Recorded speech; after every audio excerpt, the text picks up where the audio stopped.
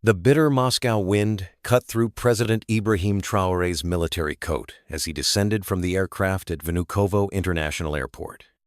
At 34, the young leader of Burkina Faso stood out among the aging dignitaries gathered for the Russia-Africa summit, his posture military precise, his gaze unflinching despite the biting cold he rarely experienced in West Africa.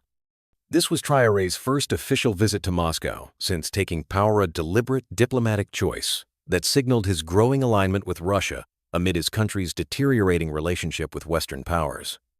After expelling French forces and seeking new security partnerships to combat the extremist insurgency ravaging his homeland, Traoré had become both a symbol of new African leadership and a lightning rod for international controversy. The expected welcoming delegation stood in formation on the Tarmaca collection of Russian military officers and diplomats arranged in precise rows. At their center stood General Viktor Sokolov, a decorated veteran of Syria and Ukraine, his chest heavy with medals that caught the weak winter sunlight. As the designated senior military representative, protocol dictated he would be the first to officially receive the foreign dignitary. Nikolai Patrushev, Secretary of Russia's Security Council, stepped forward first. President Traoré, welcome to Moscow.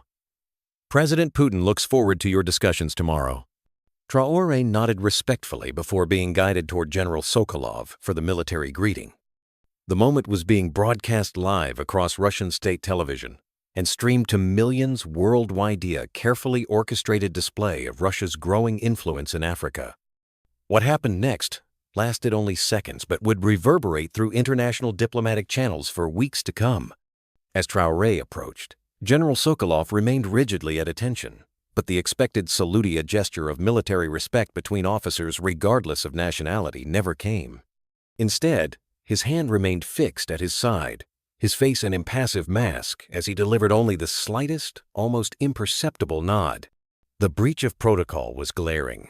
A murmur rippled through the assembled diplomats. President Traoré, himself a military officer before assuming leadership, recognized the deliberate slight instantly. For a moment, time seemed suspended in the frigid air. Lesser leaders might have stumbled or revealed embarrassment. Traoré did neither. With the composure that had helped him navigate his country's turbulent politics, he merely paused, eyes locked with Sokolov's for one calculated moment, before continuing down the line as if nothing unusual had occurred. But everyone present knew. The calculated insult had been delivered and witnessed globally. Within minutes, the diplomatic corps on the tarmac began discreetly exchanging glances. Patrushev's face remained carefully neutral, but his eyes followed General Sokolov with an intensity that spoke volumes. The welcoming ceremony concluded with forced smiles and rigid formalities, the undercurrent of tension palpable. As President Traoré was escorted to the waiting motorcade, an aide leaned in. "Sir, about what just happened?" "Not here," Traoré interrupted quietly. "We continue as planned." Inside the Kremlin, news of the incident reached President Vladimir Putin before Traoré's motorcade had even left the airport. The Russian leader was reviewing briefing documents in preparation for the next day's summit when his foreign policy advisor, Yuri Ushakov, entered without the usual protocol. "There's been an incident at the airport, Mr. President." Putin looked up, his expression unreadable. "Explain." As Ushakov recounted the details, surveillance footage from the airport already playing on a tablet, Putin's face remained impassive. Only those who had worked with him for decades might have noticed the slight tightening around his eyes.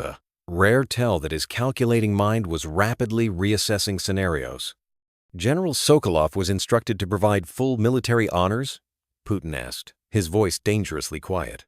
"Yes, Mr. President." The protocol was explicit. Putin watched the footage again, studying the posture of the Burkinabe leader as he absorbed and moved past the insult without visible reaction. "Interesting," he murmured.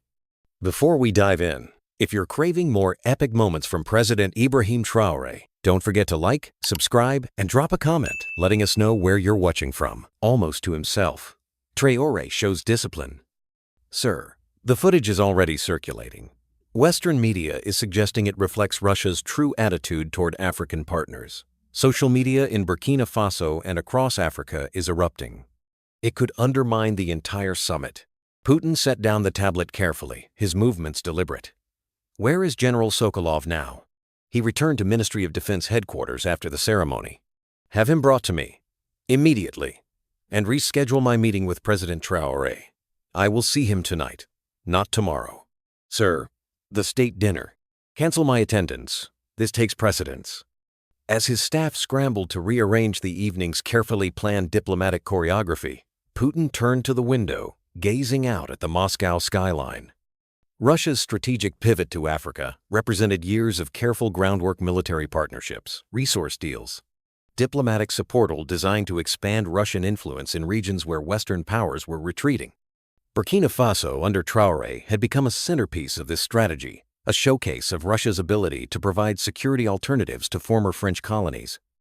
Now, one officer's gesture threatened to undermine it all. At the Ukraine Hotel, President Traoré was briefed on the rapidly unfolding diplomatic situation by his chief of staff, Major Issouf Ouedraogo. Russian media is in chaos. Some outlets are ignoring the incident entirely, while others are running with speculation that General Sokolov acted on unofficial instructions, a deliberate signal of Russia's true position. Traoré removed his coat, his movements unhurried. And what does the Kremlin say officially? Nothing yet. But your scheduled meeting with Putin has been moved up to tonight. Their diplomatic corps is calling it an urgent bilateral consultation. Traoré nodded thoughtfully. The missing salute wasn't the message. The reaction to it will be, "Sir?" Sokolov's gesture tells us nothing about Russia's official position, but Putin's response will tell us everything. He turned to his chief of staff. "What's happening on social media in Burkina Faso?" "Outrage, sir. Videos of the incident are trending. People are calling it an affront to national dignity. And the opposition? Already using it to question our pivot toward Russia, suggesting we've traded Western disrespect for Eastern contempt." Traoré absorbed this, calculating the domestic political implications. After expelling French forces and weathering international criticism for his authoritarian governance, he had staked much on the Russian relationship. In a country with a history of military coups, perception of strength mattered. "Prepare 2 statements," he instructed. One condemning the disrespect and reevaluating our Russian partnership, the other accepting whatever resolution Putin offers. We'll decide which to release after our meeting. As darkness fell over Moscow, General Viktor Sokolov was escorted into the Kremlin through a side entrance, away from press cameras. The summons had come with unprecedented urgency, pulling him from a defense ministry briefing without explanation. The general had spent 30 years navigating the complex hierarchies of Russian military and political power. He recognized danger when it approached. Still, as he was led through the ornate corridors toward the president's private office rather than the formal meeting rooms, he maintained the rigid composure that had carried him through 2 wars. Putin was alone when Sokolov entered, standing by the window with his back to the door. The absence of aides or security unheard of in normal protocol sent a clear message. "General," Putin said without turning, "explain your actions at the airport today." Sokolov stood at attention. "Mr. President, I fulfilled my duties as assigned." "Did your assignment include insulting a visiting head of state?" Now Putin turned, eyes cold. "Sir, with respect, I was not informed that full military honors were required for this particular..." "For this particular what, General?" Putin's voice remained soft, which made it all the more menacing. "Choose your next words with extreme care." Sokolov hesitated, suddenly aware of the precarious ground beneath him. "For President Traoré, sir." "I see." Putin moved to his desk, tapping briefly on a laptop. "It's curious, then, that I have here the protocol briefing distributed to all welcoming officials, specifying exactly the military courtesies to be extended to President Traoré. A document bearing your signature of receipt." The general's composure slipped slightly. "There may have been a misunderstanding." "No, General, there was no misunderstanding." Putin closed the laptop. "There was insubordination, or perhaps something worse." He studied Sokolov with the detached interest of a scientist observing a specimen. "Do you have foreign financial interests, General? Properties abroad, perhaps? Family connections outside Russia that might create divided loyalties?" The implication hung in the air between them. Accusations of foreign influence could destroy not just a career, but a life in Putin's Russia. Absolutely not, Mr. President. My loyalty is beyond question. And yet, your actions today directly undermined Russian foreign policy objectives. Putin's voice remained conversational, which somehow made it more unnerving. A policy, General Sokolov, that I personally have directed, which raises the question, was your insult aimed at the African president or at me? Sokolov paled visibly. Mr. President, I would never— Never what? Defy my explicit directives? Sabotage years of strategic positioning in Africa? Create a diplomatic incident that Western media is already using to drive wedges between Russia and its African partners? With each question, Putin's voice grew quieter. You have served Russia for many years, General. It would be unfortunate if this single lapse in judgment defined your legacy.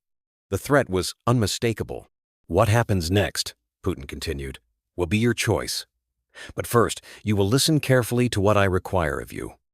As Putin outlined his demands, Sokolov's military bearing gradually gave way to the posture of a man who suddenly understood the full gravity of his situation and the unexpected price he would have to pay to survive it. President Traoré's motorcade pulled into the Kremlin complex at precisely 9:30 p.m., hours ahead of their originally scheduled meeting. The hasty rearrangement of the diplomatic agenda and Putin's conspicuous absence from the state dinner hosting other African leaders had already generated speculation among international observers. In the grand reception hall, rather than the smaller meeting room initially planned, Traoré found not just President Putin waiting, but an unexpected figure, General Sokolov. Standing rigidly at attention beside the Russian leader, the general's face was composed but noticeably paler than it had been at the airport. No press was present, another deviation from the original schedule, which had called for a photo opportunity of the two presidents shaking hands. President Traoré, Putin stepped forward, extending his hand with a firm grip and direct eye contact. Thank you for accommodating this change in our schedule. I believe we have important matters to discuss without delay. Traoré returned the handshake with equal firmness. Some situations benefit from immediate attention, President Putin. Indeed, Putin gestured toward General Sokolov. I believe you've already met General Sokolov earlier today. The tension in the room crystallized around the three men. Traoré noted the absence of translators or aides, another irregularity that signaled the unusual nature of this encounter. Putin clearly wanted no witnesses beyond the essential participants. General Sokolov has something he wishes to say to you, Putin continued, his tone leaving no doubt that whatever would follow had been carefully orchestrated. The general stepped forward, and to the astonishment of President Traoré, though his expression remained measured, General Sokolov came to attention and executed a precise, formal military salute that he held until Traoré acknowledged it with a nod. President Traoré, Sokolov began, his voice steady despite the evident strain. I extend my personal and profound apology for my failure to render appropriate honors during your arrival ceremony. My actions were inexcusable and reflected neither the official position of the Russian Federation nor the respect due to you as a head of state and fellow military officer. The apology itself was unprecedented, a high-ranking Russian military officer publicly acknowledging fault before a foreign leader. But Sokolov wasn't finished. In recognition of this serious breach of protocol and the disrespect shown to the nation and people of Burkina Faso, I have submitted my resignation to President Putin, effective immediately. A resignation, especially one so public and immediate, was far beyond what diplomatic protocol would normally require for such an incident. It was a dramatic gesture clearly designed to send a message, not just to Traoré, but to the world. Putin stepped forward again. I have accepted General Sokolov's resignation. Russia values its partnership with Burkina Faso and recognizes your country's sovereignty and dignity. Such disrespect has no place in our relationship. He gestured, and the general, after a final salute, was escorted from the room by an aide who had materialized just long enough to lead him away. Once they were alone, Putin's demeanor shifted subtly. Now, President Traoré, shall we speak candidly? Just two leaders, no formalities. The younger president nodded, recognizing the calibrated performance he had just witnessed and the transition to the real conversation. I think that would be productive. Putin guided him to a small seating area, away from the imposing formal table. You handled that airport incident with remarkable composure. many leaders would have reacted emotionally. In my experience, Traoré replied, emotional reactions rarely serve strategic interests. A hint of genuine appreciation crossed Putin's face. Precisely. You're young for a president, but you understand power. He poured 2 glasses of water, offering one to his guest. What happened today was unfortunate, but perhaps it creates an opportunity for greater clarity between us. Clarity is always valuable in international relationships. Then let me be clear. Russia respects what you are building in Burkina Faso. Your independence, your sovereignty, your refusal to be dictated to by former colonial powers. Putin leaned forward slightly. What I've done tonight, removing a decorated general in such a public manner, is unprecedented. It'll be reported across Russia and the world by morning. A significant gesture, Traoré acknowledged, though I assume General Sokolov will find a comfortable retirement. A fleeting smile crossed Putin's face at the younger leader's perception. Perhaps eventually. But his public humiliation will be very real, I assure you. In Russia, such losses of face are not quickly forgotten or forgiven. Putin stood, moving to a large map of Africa displayed on one wall. Let me speak frankly about what I believe happened today. General Sokolov has connections to certain business interests mining concerns, primarily with investments in Mali and Libya.